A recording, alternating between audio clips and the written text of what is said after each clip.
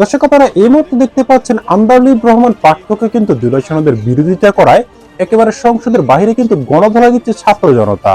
আন্দালিব রহমান পার্থ ভাই কালকে তার বক্তব্যের শুরু থেকে শেষ পর্যন্ত একদম পুরোটাই ভোগাস, মিথ্যা, অপতথ্য, বিভ্রান্তিমূলক কথাবার্তা। যে আন্দালিব রহমান পার্থ একসময় তরুণদের আইডল ছিলেন, তো সেই পার্থকে আজ সংসদে দাঁড়িয়ে শুনতে হচ্ছে ভুয়া ভুয়া স্লোগান। আজকের আলাপটা পার্থর বক্তৃতার অন্য কিছু অংশ নিয়ে, কারণ পার্থ এমন কিছু বলছে, আরো কিছু ওইটা বলতে যায় যেগুলো নিয়ে কিছু আলাপ আমাদের করতেই হবে।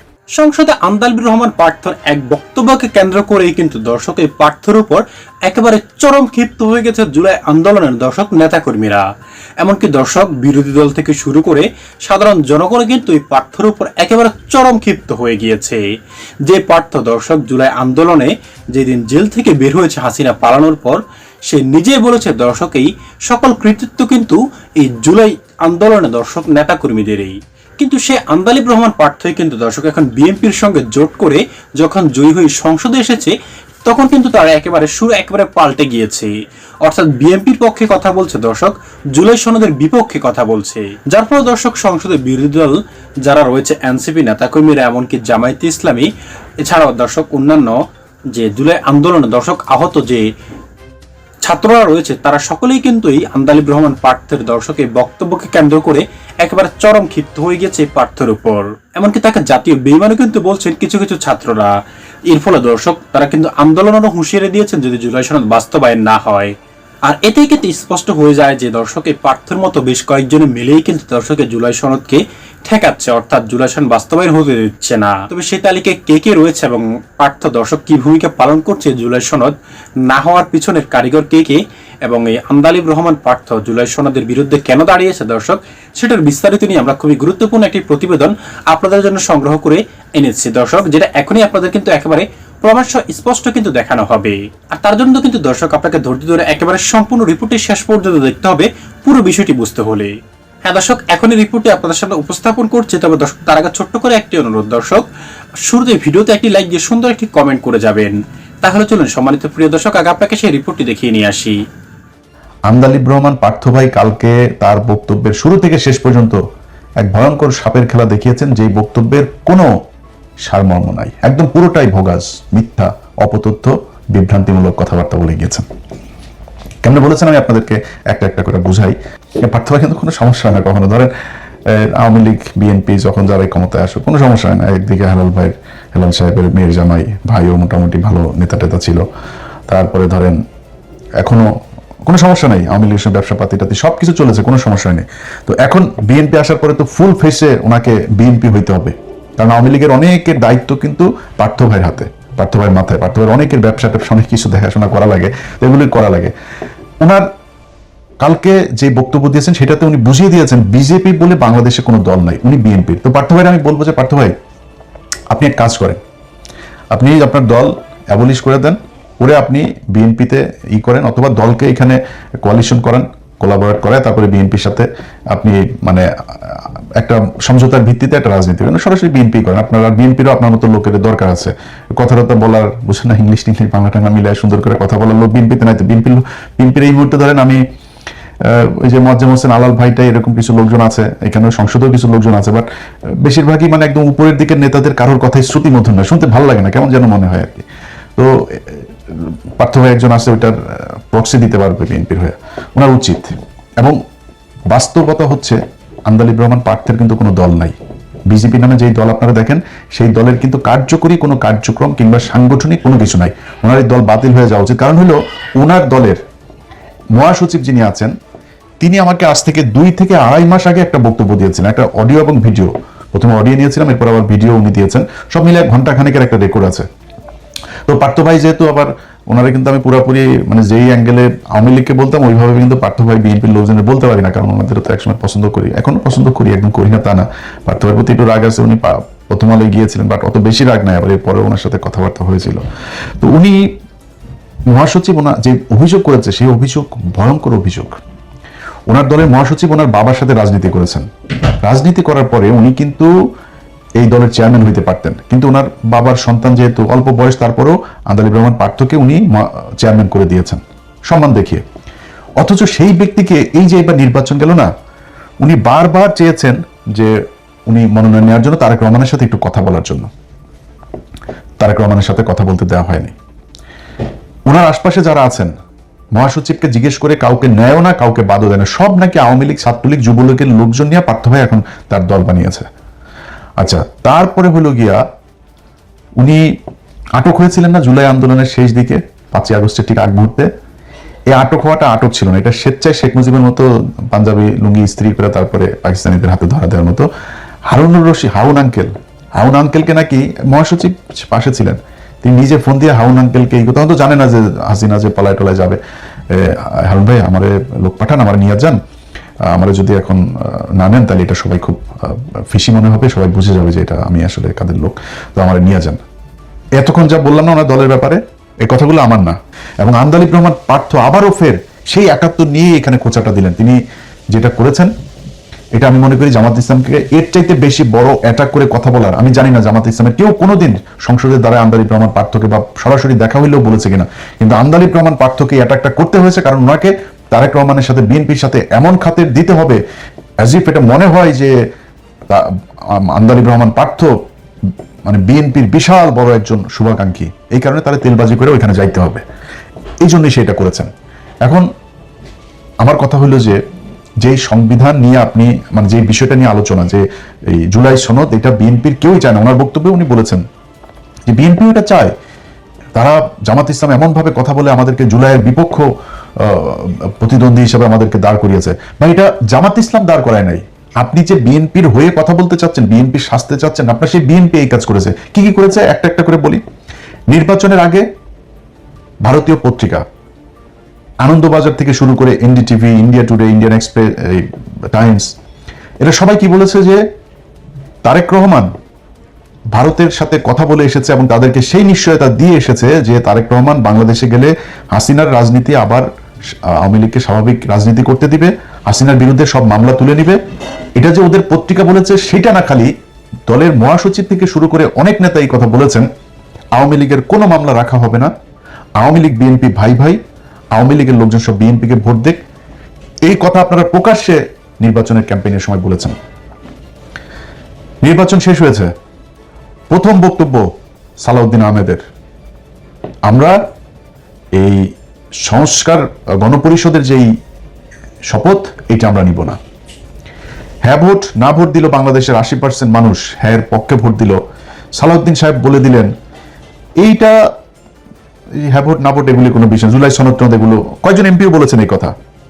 সালাউদ্দিন আহমেদ অফিসিয়ালি বক্তব্য দিলেন, যদি এইটা হয় ওইটা হয়, শিলং থেকে এই মেয়ে এনে দেয়, শিলংয়ে আমার আগে যে মদ খাইতে দিত সেই ব্র্যান্ডের মদ দেওয়া হয়, তারপরে শিলংয়ে যাওয়ার আগে যে ধরা খেয়েছিলাম সেই যদি আমার সাথে নিয়মিত আসতে দেওয়া এইভাবে আমাকে যদি এগুলি করতে দেয়, নানান হয় টয়ের পরে যদি হয় তাহলে হতেও পারে। সালাউদ্দিনের বক্তব্য এটা। চুপ করে সরাইতে দেয় নাই বিএনপি, ওয়াকারকে সরাইতে চেয়েছে এই খলিল, এই ইউনুসেরা, ওয়াকারকে সরাইতে দেয় নাই বিএনপি। এটা মানে এটা তো আর আপনার ইয়ের কথা না, মানে ওনারা বলেছেন বা হওয়ার কথা না। এই কালের কণ্ঠে এক আওয়ামী দালাল আছে হায়দার আলী, এই হায়দার আলী রাষ্ট্রপতির এক সাক্ষাৎকার ছেপেছে, আপনারা দেখেছেন তো সেটা। রাষ্ট্রপতি সেখানে একদম সরাসরি স্বীকার করেছে রাষ্ট্রপতির অফিসটা মূলত এখন আওয়ামী লীগের একটা রিহ্যাব সেন্টার। আওয়ামী লীগের যেসব সুশীল ব্যবসায়ী, যেসব বদমাশগুলো আছে, এই বদমাশগুলোর একটা রিহ্যাব সেন্টার, ওইখানে প্রতিদিন তাদের যাওয়া আসা, বিভিন্ন আলাপ আলোচনা, কনস্পাইরেসি এগুলো চলতেছে। এই লোকগুলোকে কিভাবে আপনার এই যে চুপ্পুকে কিভাবে বিএনপি আপনার শেল্টার দিয়েছে, তাকে রাখতে চায় না জামাত ইসলাম, তাকে রাখতে চায় না ইউনুস, তাকে কিভাবে এখন বিএনপি আদর আপ্যায়ন করে, আমরা এগুলো তো নিজের চোখেই দেখছি। এই যে ওয়াকার, তাকে রাখতে চায় না এই ছাত্ররা, বিএনপি তাকে রাখতে চেয়েছে। তারপরে বিপ্লবী সরকার করতে চেয়েছে, বিএনপি কহিতে জাতীয় সরকারে যায় নাই, বিপ্লবীতে না জাতীয় সরকার, বিএনপি জাতীয় সরকারে রাজি হয়নি। তো এগুলো তো ওপেন সিক্রেট, আপনি জানেন না বিএনপিকে কেন সন্দেহের চোখে দেখা হয়। বিএনপির অনেকগুলো এরকম কারণে মানুষ এখন সন্দেহের চোখে দেখে যে বিএনপির কথা আর আওয়ামী লীগের কথা তো একই রকম। ওগুলি সব যদি বাদও দেন, নির্বাচনের পরে কতগুলো আওয়ামী লীগের নেতা জামিনে মুক্তি পেয়েছে, এলাকায় আওয়ামী লীগের লোকজন, আমার এলাকার কথা বলে আওয়ামী লীগের লোকজন সব এখন ওপেনে আরামসে চলাফেরা করে, সব বিএনপির দলে গিয়ে ভিড়েছে এবং বিএনপি তাদেরকে শেল্টার দিচ্ছে। বিএনপির এমপি তিনি নিজে বলেছেন, হারুন নিজে বলেছে যে থানা ঘেরাও করা হবে যদি আওয়ামী লীগের কাউকে ধরা হয়। এই জন্য বিএনপিকে জুলাইয়ের প্রতিদ্বন্দ্বী হিসেবে দাঁড় করানো হয়েছে, বুঝেন না আপনি? এমনিতেই গাইবি আওয়াজ এসেছে আপনার কাছে আর আপনি শুরু করে দিলেন। মূলত আপনি জানেন, আপনি কিন্তু কথারে মানে টকশো করার জন্য আপনি অনেক এক্সপার্ট। আপনি এই কথার এগেনস্টে কি বলতে হবে সেটা আপনি খুব ভালো করে জানেন, কিন্তু বলেন নাই। না বলে এই যে আজকে টেবিল চাপড়াইছে না বিএনপির অশিক্ষিত কিছু লোকজন, এদের এই চাপড়ানিটা খাওয়ার জন্য আর হলো গিয়া নিজের বিএনপির একটু তেল দিয়ে তারপরে পদধূলি পাওয়ার জন্যই আপনি এগুলো বলেছেন। এটা আমরা বুঝি পার্থ ভাই, আপনি এত অজ্ঞানী বা এত অশিক্ষিত মূর্খ লোক না, আপনি সব বুঝেন, বুঝেই তারপরে এগুলো করেছেন। এখন কথা হলো যে সংবিধান নিয়ে যদি নাকি আপনারা মনে করেন, যেটা আপনিও আজকে যুক্তি দেখিয়েছেন, এটা সালাউদ্দিন যুক্তি দেখায়, আইনমন্ত্রী যুক্তি দেখিয়েছে যে কি এই ধারাবাহিকতাটা করা না হলে আগে কেন বিপ্লবী সরকার করা হয় নাই, না হওয়ার কারণে আজকে এখন আমরা রাষ্ট্রপতিকে দেখি সাংবিধানিক ধারাবাহিকতা শেখ হাসিনার সংশোধনী যেটা শেষে করে দিয়ে গেল, কোথাও ছিল আপনার যে তত্ত্বাবধায়ক সরকার আসবে, অনির্বাচিত কোনো সরকার আসতে পারবে। আপনারা এখন বলবেন সালাউদ্দিন এক যুক্তি দেখিয়েছে, প্রধানমন্ত্রী পালিয়ে গিয়েছে, প্রধানমন্ত্রী পদত্যাগ করেছে, এখন আমরা কি করব? প্রধানমন্ত্রী তো বলেছে আমি পদত্যাগ করি নাই, এখন আপনি কই যাবেন? কথার কথা, আমার বিশ্বাস শেখ হাসিনা অধ্যায় বাংলাদেশে শেষ। আওয়ামী লীগ বাংলাদেশে আবার আসবে, হয়তো জাতীয় পার্টি হয়ে তারপরে আসবে। এর বাইরে আর কোনো রাস্তা আমি দেখি না। আওয়ামী লীগে যা যা করার এগুলি বিএনপি করে যাচ্ছে, প্রক্সি দল হিসেবে ভালোই করছে, ওনারা ভারতকে মনে হয় সুযোগ সুবিধা ভালোই দিবে। তো এটা আমাদের আর দরকার, ভারতেরও হয়তো আর দরকার হবে না আওয়ামী লীগকে, যে কারণে আওয়ামী লীগ অধ্যায় শেষ। বাট আওয়ামী লীগ যদি মানে হাইপোথেটিক্যালি যদি আওয়ামী লীগ কোনোদিন কামব্যাক করে, আপনি কি মনে করেন আপনারা যেইভাবে সংবিধান একটু নাড়াচাড়া করতে চান না, রাষ্ট্রপতিকে রেখে, এগুলো মানবে আওয়ামী লীগ? আমরা জিয়া পরিবারকে প্রচন্ড ভালোবাসি, বিএনপিকে নিয়ে অনেক সমালোচনা করি, তারপরেও সেই সমালোচনা কোনোদিনও সেই আওয়ামী লীগের মতো হবে না। আপনাদেরকে বন্ধু ভাই মনে করি আপনাদের কাছে আবদার দাবি থাকবে যে এই সংবিধানের দোহাই না দেয়া জুলাই সনদটা বাস্তবায়ন করেন। এখানেও যদি কোনো কিছু কাটছাট করা লাগে সেটা জামাতের সাথে, এনসিপির সাথে, মানুষের সাথে প্রয়োজনে আবার হ্যাঁ ভোট না ভোট করেন। আপনারা বলেছিলেন নির্বাচনের পরে গণভোট আবার করেন, আপনারা মানুষকে বুঝান এই ঘটনা। আপনারা এখন করেছেন যে 4টা প্রভিশন দেওয়া হয়েছে, সেখানে যদি আরো প্রভিশন আপনি যুক্ত করতেছেন করে গণভোট নেন।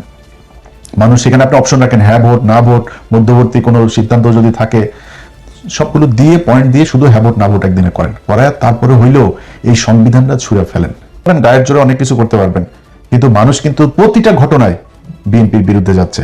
আন্দোলিত রহমান পার্থ ভাইয়ের প্রথম বক্তব্যের শুরু ছিল এমন একটা পরিস্থিতি তৈরি করা হয়েছে, আমরা জুলাই সনদের প্রতিদ্বন্দ্বী আপনাদেরকে জামাত বানায় নাই, আপনারা বানিয়েছেন, জনগণ বলেছে, জামাতদের বলতে হয় নাই। জনগণ মনে করে বিএনপি জুলাইয়ের সাথে গাদ্দারি করেছে প্রতিটা জায়গায়। আপনারা শহীদ ওসমান হাদির মৃত্যু হইলো, শেখ মুজিবুর রহমানের হলের সামনে নিয়ে লেখা হইলো শহীদ ওসমান হাদি হল, সেখানে এই ছাত্র দলের ছেলেপেলেরা যায় তারপরে এক ব্যানার টানিয়ে দিয়ে এসেছে হাদির উপরে। কেন? কারণ কি? আবার তাদের সেই ব্যানারের মধ্যে আবার লেখা শহীদ এই শেখ মুজিবুর রহমান হল। আপনারা জনগণ থেকে বিচ্ছিন্ন হয়ে যাচ্ছেন। এইটা আওয়ামী লীগের মতো পরিণতি হওয়ার আগে যদি বুঝতে পারেন, তাহলে আমার মনে হয় আপনাদের জন্য অনেক ভালো। আশা করি ব্যক্তিগত আক্রমণ হিসেবে নেবেন না পার্থ ভাই, আপনারা বোঝানোর জন্যই বললাম। আপনার এই মহাসচিবের বক্তব্য পুরোটা আমি ছাড়তে পারতাম, ওনারা আমি বুঝাইছি যে ভাই বাদ দেন, পার্থ ভাই তো তাও তো আওয়ামী লীগের দালালি তো করে নাই, ভেতরে তো ভাই এই দেশে সবই ওই মুড়ি খায়, এটা তো আর করে লাভ নাই। তো উনিও খাইতেছে, তারপরে তো আওয়ামী লীগের দালালি করে নাই, সুন্দর করে আওয়ামী লীগের সমালোচনাগুলো অন্তত করেছে আওয়ামী লীগের সময়, ওনারা মাফ করে দেন। আমি বলি নাই আপনার ওই সময় চালিয়ে কিন্তু আপনার দল আমি ভাঙিয়ে দিতে পারতাম, ওনার এই বক্তব্য ওই সময় চালাইতে পারতাম, নির্বাচনের আগে চালাই নেই। যাই হোক, ব্যক্তিগত আক্রমণ করার জন্য না, বোঝার জন্যই বলেছি। আশা করি এই সংবিধান ছুঁড়ে ফেলে দিয়ে নতুন করে বাংলাদেশের মানুষের জন্য, বাংলাদেশের মানুষের অধিকার প্রতিষ্ঠার জন্য যা করা যায় সেই অনুযায়ী একটা সংবিধান বাংলাদেশে রচিত হবে। আন্দালিব রহমান পার্থ একসময় যার কথা শোনার জন্য মানুষ অপেক্ষায় থাকতো, যাকে বলা হতো তরুণ প্রজন্মের ক্রেজ, সেই পার্থ সংসদে দাঁড়িয়ে কথা বলতে গেলেই এখন বিরোধী দল, বিশেষ করে বাংলাদেশ জামায়াতে ইসলামীর সদস্যরা এবং গ্যালারিতে বসা সাধারণ মানুষ ভুয়া ভুয়া বলে স্লোগান দিচ্ছেন। পরিস্থিতি এমন পর্যায়ে পৌঁছেছে যে তাকে রীতিমতো বিভ্রান্ত ও অসহায় দেখাচ্ছিল। কিন্তু কেন এমন হলো? এর পেছনের গল্পটা বুঝতে হলে আমাদের একটু পেছনে ফিরে তাকাতে হবে। নির্বাচনের আগে এই আন্দালিব রহমান পার্থই ছিলেন সংবিধানের সবচেয়ে বড় সমালোচকদের একজন। তিনি জোর গলায় বলতেন, এই সংবিধান দিয়ে দেশ চলতে পারে না, এই সংবিধান সংস্কার করতে হবে, দরকারে ছুঁড়ে ফেলতে হবে। তার সেই বিপ্লবী কথা শুনে তরুণ সমাজ ভেবেছিল পার্থ হয়তো সত্যিই কোনো গুণগত পরিবর্তনের রাজনীতিতে বিশ্বাস করেন। কিন্তু ক্ষমতায় যাওয়ার পর, বা বলা ভালো বিএনপির সাথে জোট করার পর, পার্থর সেই বিপ্লবী চেহারা পুরোপুরি বদলে যায়। এর আগের সংসদ অধিবেশনে তিনি এমনভাবে কথা বলেছেন যেন তিনি এই সংবিধানের সবচেয়ে বড় রক্ষক। সংবিধান নিয়ে তাকে রীতিমতো গদগদ হতে দেখা গেছে। যে সংবিধানকে তিনি ছুঁড়ে ফেলতে চেয়েছিলেন, এখন সেই সংবিধানকেই তিনি পরম যত্নে বুকে আগলে রাখছেন। তার এই ডিগবাজি খাওয়ার পেছনের আসল কারণটি কি? কারণটি খুবই পরিষ্কার। যেহেতু তিনি এখন বিএনপির সাথে রাজনৈতিক জোটে আছেন, আর বিএনপির বর্তমান ম্যান্ডেট হলো এখনই তড়িঘড়ি করে সংবিধান সংস্কার বা বাতিল না করা, তাই পার্থ সুবোধ বালকের মতো বিএনপির সেই লাইনেই হাঁটছেন।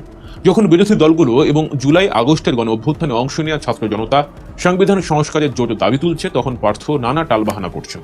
নিজের রাজনৈতিক অবস্থান ধরে রাখতে গিয়ে তিনি জনগণের দাবিকে পাশ কাটিয়ে জোটের স্বার্থকে বড় করে দেখছেন। তার এই দ্বিমুখী নীতির কারণে তিনি এখন ব্যাপক সমালোচিত হচ্ছেন। এর আগের সংসদ অধিবেশনেই হাসনাত আব্দুল্লাহ তাকে এই বিষয়ে দারুণ কাউন্টার দিয়েছিলেন, তার আসল রূপটি মানুষের সামনে তুলে ধরেছিলেন। মানুষ বুঝতে পেরেছিল পার্থর আগের সেই বিপ্লবী কথাবার্তা ছিল স্রেফ রাজনৈতিক স্টান্টবাজি, আর ঠিক সেই ক্ষোভেরই বহিঃপ্রকাশ ঘটেছে গতকালের সংসদে। যখন তিনি বক্তব্য দিতে দাঁড়ান, তখন গ্যালারি এবং বিরোধী দলের বেঞ্চ থেকে যে ভুয়া ভুয়া স্লোগান ওঠে তা কোনো বিচ্ছিন্ন ঘটনা নয়, এটি তার রাজনৈতিক ভণ্ডামির বিরুদ্ধে মানুষের তাৎক্ষণিক রায়। দর্শক শ্রোতা, এটা কিন্তু ঠিক আছে যে আন্দালিব রহমান পার্থ বিএনপিকে সাপোর্ট করে এবং সবসময় বিএনপিকে সাপোর্ট করে গেছে, কিন্তু দর্শক যখন জুলাই আন্দোলনের সময় হাসিনা তাকে দর্শক জেলে দিয়ে দিয়েছে এবং কি চরম অত্যাচার চালিয়েছে তার উপর, দর্শক সে সময় কিন্তু এই ছাত্রদের আন্দোলন এবং প্রাণের বিনিময়ে কিন্তু হাসিনা পালিয়ে যেতে বাধ্য হয়। আর সে সময় কিন্তু আন্দালিব রহমান পার্থই কিন্তু দর্শক জেল থেকে যে সময় বের হয়েছে, তখন কিন্তু সে নিজের মুখে কিন্তু স্বীকারোক্তি দিয়েছে সাংবাদিকদের কাছে যে এই আন্দোলনের সকল কৃতিত্ব ছাত্রদের, তাদের প্রাণের বিনিময়ে আন্দালিব রহমান পার্থের মতো আর যারা রয়েছে দর্শক সকলেই কিন্তু মুক্ত হয়েছে। আর এই ভিডিওটা কিন্তু দর্শক এখন কিন্তু সোশ্যাল মিডিয়াতে তুমুল পরিমাণে কিন্তু দর্শক ভাইরাল হচ্ছে।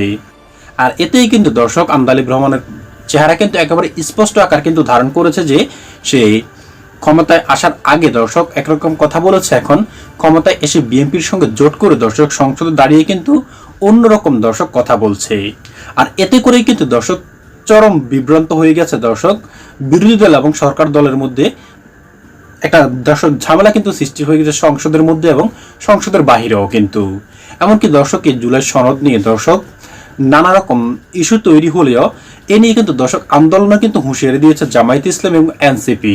এমনকি যারা জুলাই আন্দোলনে দর্শক আহত হয়েছে তারাও কিন্তু এই আন্দোলনের শরিক হবে এমনটাই কিন্তু জানা গিয়েছে। তো সম্মানিত প্রিয় দর্শক শ্রোতা, এই আন্দালিব রহমান পার্থর দর্শক যে স্পষ্ট যে চেহারাটা এখন ফুটে উঠছে দর্শক, তার এমন দ্বিমুখী চরিত্র দেখে দর্শক আপনার কি মনে হয়েছে পার্থ সম্পর্কে? দর্শক অবশ্যই আপনার মূল্যবান মতামতটুকু লিখবেন আমাদের কমেন্ট বক্সে, কারণ আপনাদের মতামতটুকু দর্শক আমাদের কাছে অনেকটাই গুরুত্বপূর্ণ। দর্শক আজ এ পর্যন্ত, ভালো থাকবেন সকলেই আশা করি। তার আগে দর্শক একটি কথা না বললেই নয় যে এতক্ষণ ধরে যত ভিডিও ফুটেজ এবং দর্শক তথ্যাদিগুলি দেখেছেন সকল কিছুই কিন্তু আমরা সোশ্যাল মিডিয়া থেকে সংগ্রহ করেছি। এখানে আমাদের নিজস্ব কোনো বক্তব্য অথবা মতামত কোনো কিছুই নেই। দর্শক ভালো থাকবেন।